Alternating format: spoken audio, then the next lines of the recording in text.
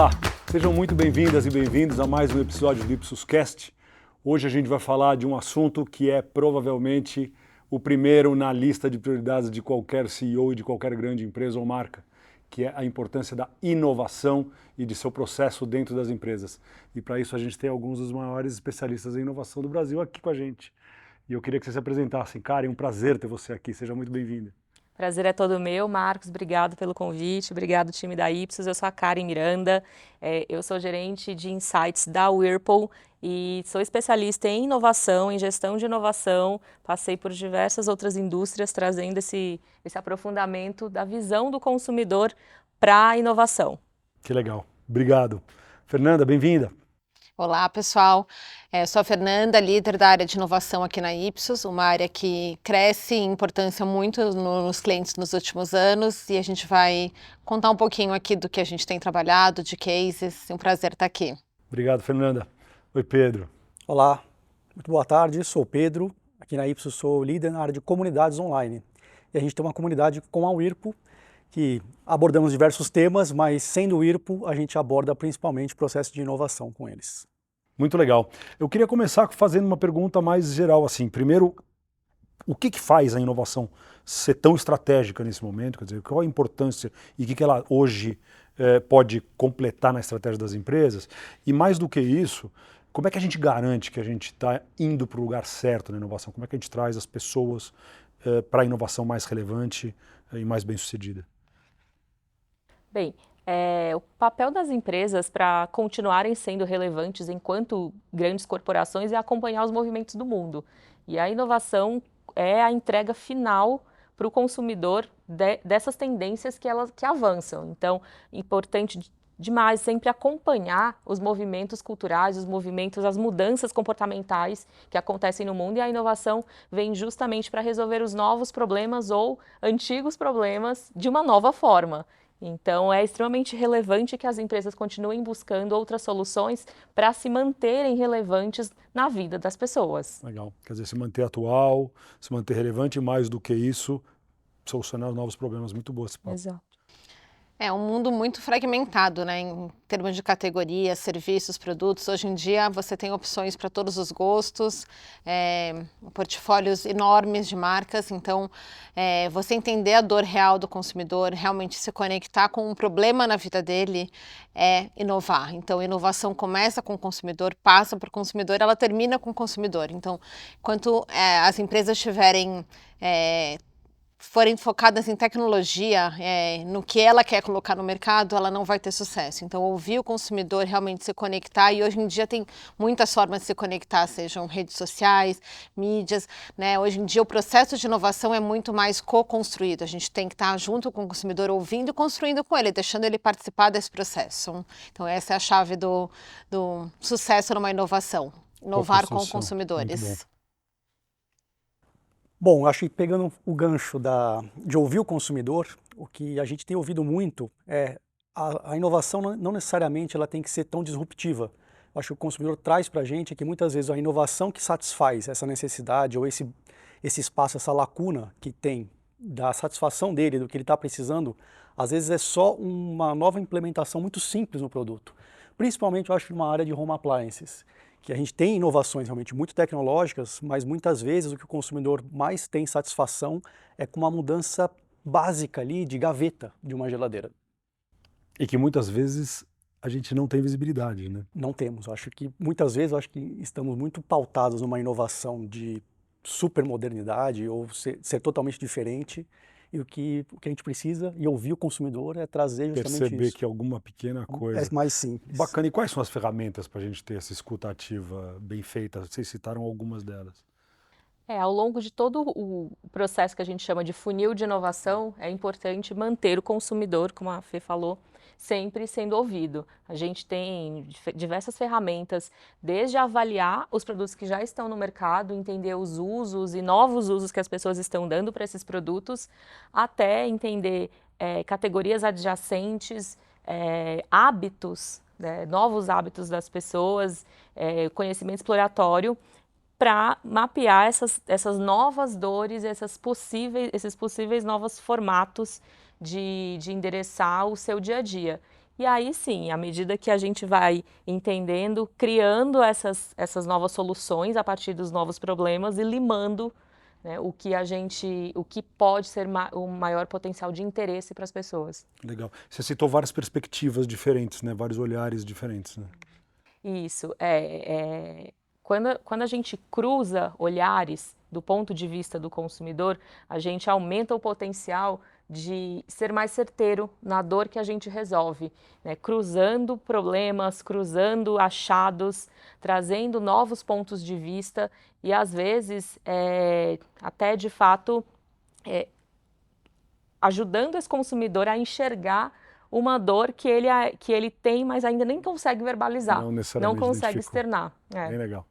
Obrigado. Cara. Pegando o gancho do que a Ká estava trazendo sobre essa dor que ele tem e não enxerga ainda, cada vez mais técnicas subliminares ou subconscientes são importantes para a gente detectar comportamentos.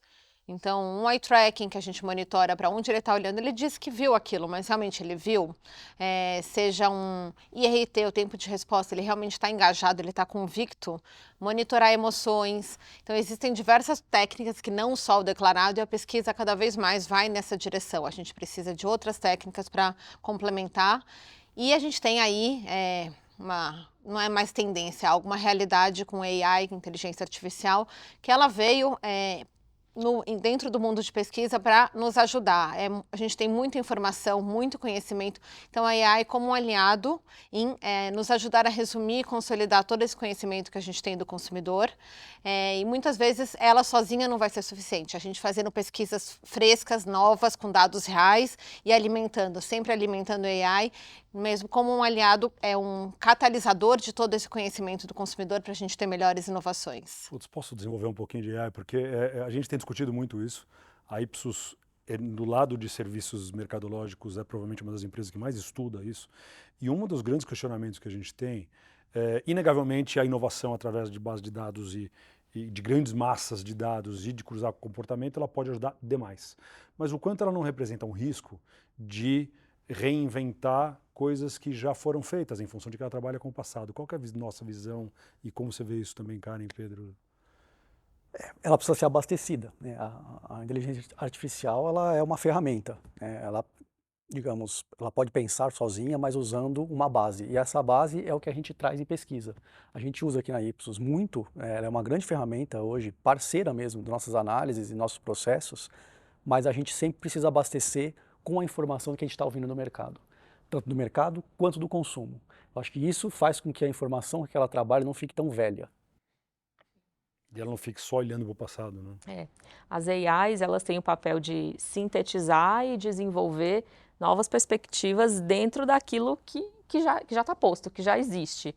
E criar em cima de um baseline. A etapa em que a gente faz essa coleta primária para desenvolver a base onde a AI vai trabalhar, isso nunca pode morrer. Né? Isso a gente sempre tem que ou utilizar outras fontes de coleta ou até mesmo AIs que façam essa coleta primária também, de alguma forma, ser uma ferramenta que ajude a coleta primária para que sempre continue fresco, sempre continue esse novo olhar. Porque, como você falou, é uma ferramenta, né? É uma ferramenta que ela auxilia as cabeças pensantes por trás de todo o resto que vão, de fato, resolver os problemas das pessoas. Sim. É tudo sobre pessoas, né? Se a gente não tiver dados reais, construídos a partir de uma observação de redes sociais, de comunidade, de conversas com o consumidor, esse dado que a gente está treinando o AI vai ser um dado que não serve, um dado construído em modelos passados. Lembrando, o ChatGPT parou em 2021, agora que ele está avançando, então a gente precisa sempre alimentar e continuar como pesquisadores, nos desafiando a trazer técnicas mais reais para capturar o comportamento humano. Bem legal.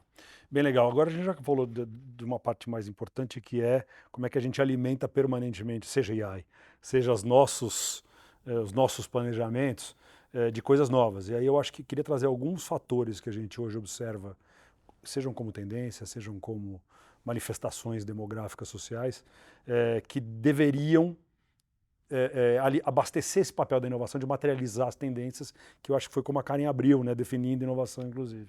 Eu queria começar com o ESG. obviamente o buzzword que todo mundo já tem nos seus relatórios anuais, mas como é que isso vira verdade para a inovação e o quão importante é a gente, vocês podem escolher qualquer letrinha delas, inclusive, para falar, se vocês quiserem. Hoje, um dos grandes pilares de geração de interesse do ESG para o consumidor final é aquele que traz um impacto direto perceptível na vida dele. Então, existe, claro, um impacto ambiental mais abrangente, que ele é mais percebido no longo prazo, muitas vezes, pelas pessoas, mas aquele impacto que ele é mais no dia a dia, normalmente é mais engajador. E aí onde entram as tecnologias de economia de energia, economia de água, economia de recursos de maneira geral. Boa parte hoje do nosso portfólio, ele já trabalha com tecnologias que são focadas para otimização da performance dos produtos e, consequentemente, economia de energia. Karen, você acha que o consumidor vê a sustentabilidade desse jeito? Com certeza, com certeza. Ele percebe que, ao causar um impacto na minha vida, no meu dia a dia, eu consigo transmitir este impacto para o todo. Isso até de outras indústrias que eu tive acesso, outros mercados que eu tive acesso, as pessoas elas precisam enxergar primeiro o impacto em mim para que ela transcenda a realidade para o todo. Olhar só para o todo fica muito etéreo, fica muito um discurso que eu não vejo, muitas vezes eu não confio. Né? E quando eu vejo acontecendo comigo, na minha casa, na minha realidade, aí sim gera engajamento, gera confiança e vontade de desenvolver sobre aquele tema também. Esse ponto é muito bom, né? O quanto o brasileiro em particular, mas poderia generalizar, ele muda o seu comportamento, as suas ações, com base em diretrizes, vamos dizer assim. E o cara está dizendo, se eu entendi bem, é que vai mais longe e fala assim, olha, eu só vou agir se eu de fato tiver uma economia de energia na minha casa, por exemplo. Isso tem um impacto que não é só o impacto ambiental e ideológico, mas é econômico também, como motivador, né? Sustentabilidade do meu bolso. Sustentabilidade que também não deixa de ser justo, né, do processo de decisão. É uma otimização de recursos, né? Porque passa por uma das siglas do ESG, você tem uma economia que seja autossustentável, né? A sustentabilidade também ela pode ser econômica e de recursos. Então, quando você otimiza materiais, eu tenho o mesmo produto que gasta menos para existir, seja um carro, seja um sapato, o processo produtivo dele gastou menos recursos, e isso traz sustentabilidade para a comunidade toda em volta, né? No Brasil a gente ainda vê o E, né, muito forte, o ambiente, as outras siglas ainda é muito distante da realidade do brasileiro. Então, para educar esse consumidor, as indústrias têm um papel importante, né? Ele ainda está num nível muito básico. O que ele entende como sustentabilidade? Olha, material reciclável, economia de água, economia de luz, né? Coisas que têm diretamente impacto no bolso dele e é o que ele consegue tangibilizar e entender como sustentabilidade. Então tem um desafio grande na indústria, seja de bens duráveis ou bens de consumo rápido, em educar o consumidor e mostrar outras formas de sustentabilidade, outras formas de social, né? De como as empresas podem agir. Então tem um desafio grande ainda da indústria, do governo, da sociedade de aprender o que é o ESG e como que cada um pode colaborar. Eu gostaria de ir um pouco mais longe, que é um outro desafio, acrescentar um outro desafio no que você falou. Uma coisa é você falar de maneira conceitual e descolada da realidade. Você gostaria de que os produtos fossem mais econômicos? Óbvio. Gostaria que os produtos não fizessem mal ao meio ambiente? Óbvio. Se isso se traduz em ação no Brasil ou não, é uma questão completamente diferente, que é o que a ciência comportamental chama de say-do gap, né? Do que eu falo versus o que eu faço. E aqui eu acho que vem uma questão absolutamente fundamental, que tem uma pressão regulatória, por exemplo, para produtos que sejam mais sustentáveis, por exemplo, e você tem uma questão econômica. Qual é o peso dessas variáveis na inovação? Como é que a gente lida? Como é que a gente enfrenta isso? Porque é um dilema na prática, né? Um pouco do ponto de sustentabilidade com o meio ambiente, né? Acho que o brasileiro tem a questão do ambiente, acho que ponto importante aí, e muito porque a identidade do brasileiro passa por um quesito ambiental. Então acho que por isso que é muito importante. A gente tem comunidades, uma comunidade muito focada no aspecto S, do ESG. Então todo o processo de inovação ali, ele é pautado no social. E o que a gente quer dizer com isso? Ele é pautado em representatividade e inclusão. Então, assim, é um processo realmente de inovação que não necessariamente pode trazer um retorno direto para a companhia, financeiro, porque existe um esforço ali de desenvolver um produto que não necessariamente vai ter uma venda tão grande, mas ele funciona como um alimento para o reposicionamento da companhia e fortalecimento da marca. E aí, passando para o aspecto de geladeiras, por exemplo, como uma geladeira pode ser mais sustentável num aspecto social, uma geladeira inclusiva, o que é um fogão que possa ser forte para a sustentabilidade de pessoas com membros com debilidades em membros superiores. Então isso são investimentos que as companhias fazem, mas muito para que você fortaleça a sua master brand. E mesmo features que ajudem a preservar alimento por mais tempo. Acho que a indústria de bens duráveis tem muitas possibilidades de contribuir, não só com o ambiente, né? Tem uma questão social mesmo. Você não vai perder sua fruta, você vai reaproveitar e a gente educar o consumidor a valorizar também esses outros features. Com certeza. Eu acho que o mercado, de maneira geral, de eletrodomésticos, ele sempre cumpriu esse papel de revolucionar rotinas nas casas, inventando, a própria Whirlpool que inventou a lava-roupas, as lava-louças, as geladeiras. Então, eu acho que as rotinas, por assim dizer, padrão, né, que são padronizadas, elas hoje já estão contempladas por essa indústria. Acho que o próximo passo de evolução, de fato, é contemplar novas rotinas e aí sim fazer o que hoje seria a cauda longa, né, da inclusão de pessoas nesse dia a dia do uso dos eletrodomésticos. Sim, e olhar a realidade do Brasil como um país que são muitos em um, né? A gente não tem um Brasil único, tem muitas necessidades diferentes, então como trazer um portfólio adequado para esses muitos brasileiros que existem. Então você tem necessidades específicas no Nordeste, pessoas que não têm acesso a determinados equipamentos, como a gente vai criar equipamentos de acesso, você tem outras necessidades completamente diferentes no Sul, então como a Whirlpool trabalha esses muitos Brasils em um. É difícil você ter um portfólio muito diferenciado dentro de um país. Com certeza. Acho que o Brasil é gigantesco, continental e muito diverso. É um grande desafio de adaptação de portfólio para qualquer indústria. Acho que para bens duráveis mais ainda, porque você tem a necessidade de um ganho em escala, né, em comum do que você tem em outras indústrias mais flexíveis, por assim dizer. E a ideia é, de fato, justamente direcionar esse portfólio, essas ações e comunicações adequadas de features que sejam mais interessantes para um determinado público, para outro, e tornar um produto flexível, né, de modo que ele possa atender diversos públicos sem que eu precise ter um produto para cada, sabe? Desenvolver um produto específico para cada, mas um produto que ele seja abrangente.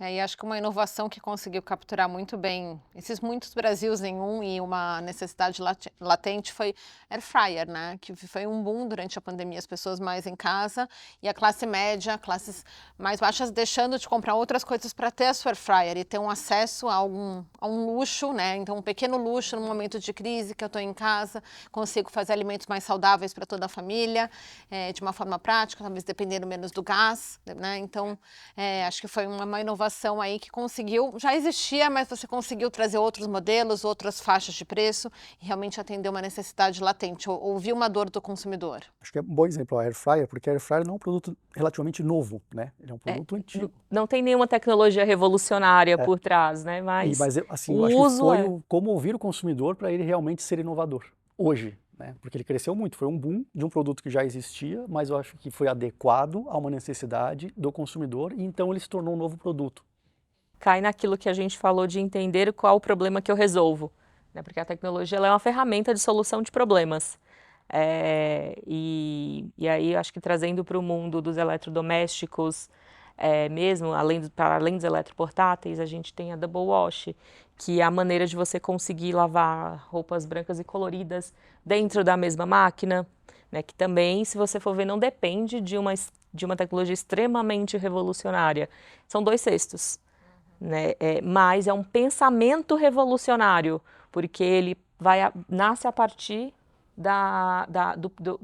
de um hábito da pessoa, da observação da necessidade de uma pessoa, de precisar lavar tudo junto, né? Então, esse pensamento de promover a mudança na vida do outro é que, de fato, é o que a inovação precisa ser para ser relevante. Perfeito, muito bom. Eu queria trazer uma outra tendência aqui que a gente vê e como ela afeta, que é a tendência demográfica.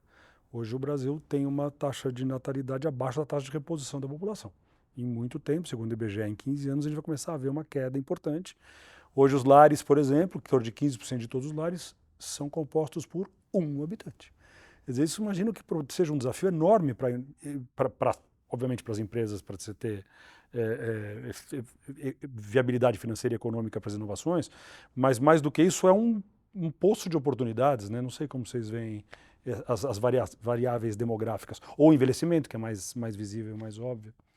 Sim, hoje o envelhecimento da população, claro, traz a perspectiva de o mesmo indivíduo comprando, tendo mais ciclos de compra daquele mesmo produto, né? E, claro, mais casas significa que eu preciso montar mais cozinhas para essas casas. Então, é uma perspectiva bastante positiva para a nossa indústria e a inovação nesse sentido vai ser um tipo de adaptar a esse estilo de vida.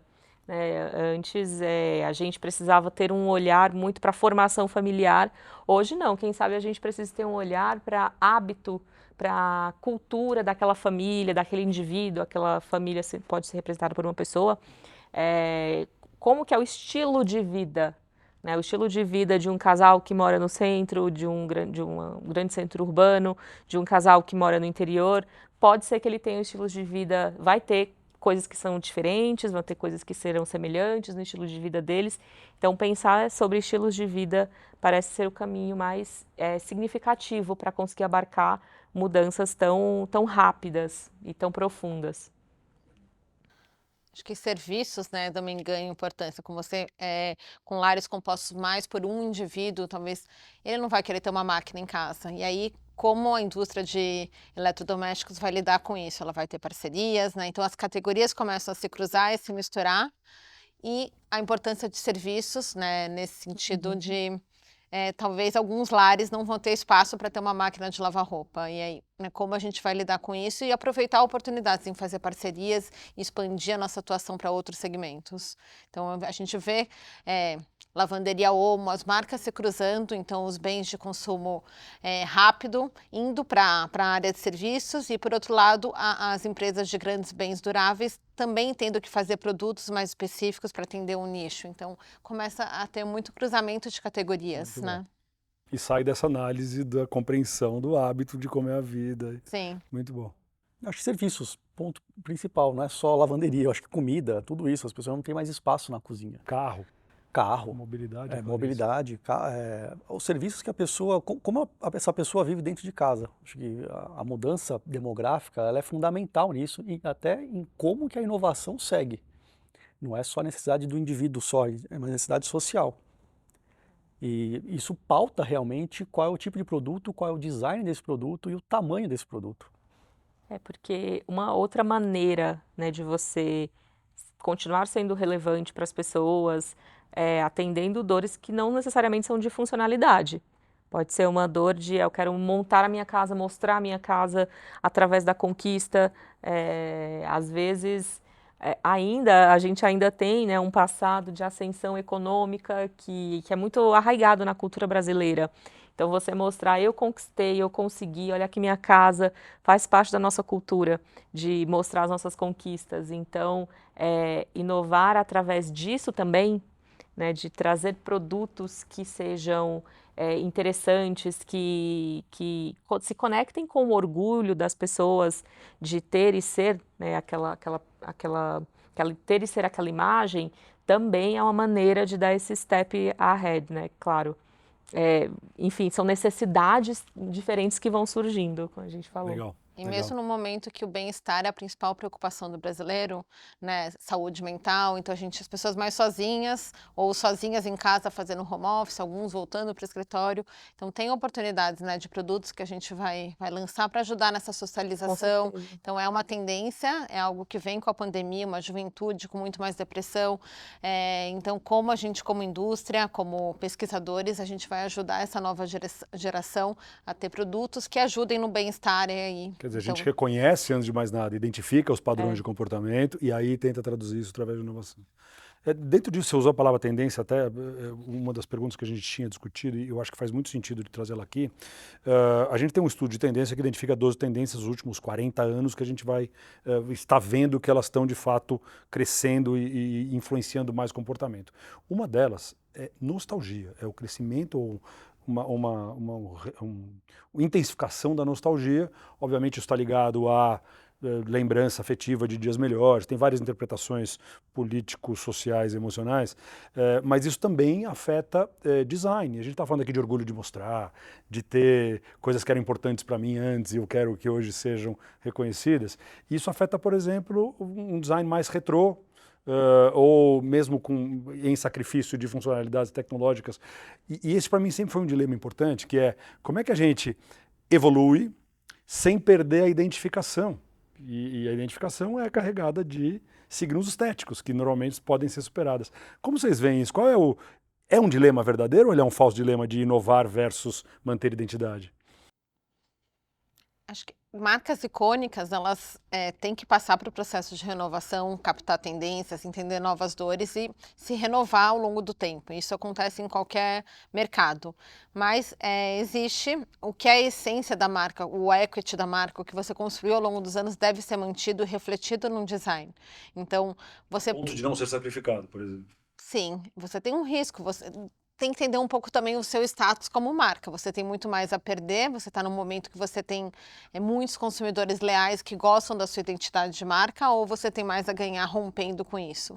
Então você tem caminhos para reconstruir a sua marca e renovar, talvez com extensões de linha, submarcas, então... Talvez você rompeu o que é uma Brastemp. Você tem um design icônico de Brastemp, você pode trazer novos elementos, novos serviços, mas tem toda uma base de consumidores leais. Então, submarcas, novos features, tem que ter um cuidado mesmo com o tipo de inovação, até onde você vai para você não ferir tudo que você construiu até hoje. Tem uma provocação. Uma marca como a Brastemp, muito pautada em tradição e confiança na marca. Existe um desafio nos limites da inovação para uma marca dessa? Eu acho que é o tipo de marca que, quando inova, melhor inova, né? Porque marcas que estão começando hoje, elas podem até trazer a inovação, mas elas precisam construir todo o baseline de confiança e credibilidade para você fazer um desembolso alto, né, da categoria, ou até mesmo considerando outras categorias, mas você precisa construir esse asset. Quando você já tem essa imagem de confiança e tradição, você colocando acima dela o layer de inovação e modernidade, você só tem a ganhar. Você não precisa construir, pavimentar o caminho básico, né? Você dá um step ahead em relação àquilo que você quer construir. Então, é óbvio que é desafiador, mas quando acontece é onde tem o maior sucesso. É mais difícil para uma marca icônica e tradicional inovar, porque você já tem toda uma história construída, mas quando você traz, você impacta muito. Então, exatamente. Para uma marca nova, começando, ela tem todo um trabalho de construção, é uma página em branco, mas até você acertar e realmente trazer confiança e endosso, é muito mais difícil. Então, né, para marcas icônicas, o caminho é mais difícil em trazer realmente disrupção, mas quando você acerta, o impacto é enorme. Mas é quase um paradoxo, porque ao mesmo tempo você pode ficar mais confortável, porque você já tem o equity construído, você não sai do zero, né? Mas você fazer uma inovação totalmente diferente, a gente já viu isso para outros mercados de bens de consumo, quando você já tem uma imagem pré-estabelecida, qualquer coisa que você traga, as pessoas já encaminham, já relacionam a esse seu equity. Então, uma marca que é muito feminina, você traz uma inovação que deveria impactar homens, quem é impactado é mulher. Então, eu já vi isso em muitos testes de inovação, né? Em bens de consumo, com cerveja, isso acontece. Então, para uma marca icônica é difícil, mas quando acerta o impacto é grande. Para uma marca nova, o caminho é muito mais amplo, mas você tem muito trabalho para gerar confiança. É isso, é isso. E sobre o caminho dessa inovação, eu acho que quando você o design, ele é a tradução de um traço de personalidade. E a inovação que você vai trazer também deve refletir esse traço de personalidade que você quer construir para a sua marca. Quando você acerta este caminho, essa é a minha personalidade, esse aqui, né, é a imagem que eu quero trazer e construir, e por isso eu vou inovar aqui, isso tende a ser muito mais certeiro e engajar muito mais rápido. Você consegue lembrar alguns exemplos da Whirlpool de inovações certeiras? A Double Wash, que eu já trouxe aqui como exemplo, a geladeira bottom mount, com certeza que aqui a gente tem o freezer embaixo, que ela subverte a lógica de deixar as coisas que são mais, que você usa mais no dia a dia diante dos seus olhos, as próprias lava-louças, a maneira como a gente trabalha as lava-louças para as pessoas e para os mercados que mais precisam delas. Eu acho que isso é olhar para o dia a dia das pessoas, olhar para como as pessoas se relacionam com as suas casas e com seus eletros. Legal. Para Consu mesmo, eu vejo o movimento de Consu ter se modernizado muito, focado num target que tinha necessidades específicas. Então, os lançamentos de Consu que a gente acompanha no mercado, acho que, né, gerou um movimento importante aí. Exato, enquanto a Brastemp tem a adega, a Consu tem a cervejeira. Então, tudo isso aliado ao propósito e imagem da marca, que entrega muito bem para os seus clientes a relação que eles querem ter com aquela marca e que a marca quer ter com eles. Muito legal, eu acho que a inovação construindo para a marca, né, a marca trazendo endosso para a inovação, mas inovação construindo para as marcas também. Exatamente. Muito bom. Queria acabar pedindo para vocês o que daqui para frente alguém que está inovando não pode deixar de olhar. Qual que é uma grande preocupação que a gente tem que ter em mente, sejam marcas, empresas ou pessoas? Bom, eu vou puxar um pouquinho para o aspecto do social. Eu acho que do social como inclusão e representatividade. Eu acho que isso está cada vez mais forte numa comunicação de marca e em posicionamento das marcas. Então, inovar, eu acho que é olhar para esse lado também. Não é só o produto, mas você tem que olhar para quem e como que essa inovação vai realmente fazer um impacto na sociedade. Acho que inovações disruptivas, elas são só 20% das inovações, elas trazem 80% do retorno, né? Um dado que a gente trabalha sempre. Então, você continuar observando tendências do mundo e aprendendo com o consumidor e construindo com o consumidor para acertar e chegar em inovações disruptivas. Esse deveria ser o foco aí para que a gente trabalhe, porque o retorno é muito maior. Olhando um pouco mais para o micro, tecnologias de energias renováveis, elas vão ser cada vez mais ferramentas de uso na inovação, né? Muito para trazer essa visão do social, mas também a visão moderna do que as pessoas esperam de levar esses conhecimentos para frente, de dar esse step ahead no desenvolvimento dos nossos produtos. Muito bom, pessoal. Baita papo. Brigadíssimo. Obrigado a todos. Até o próximo episódio.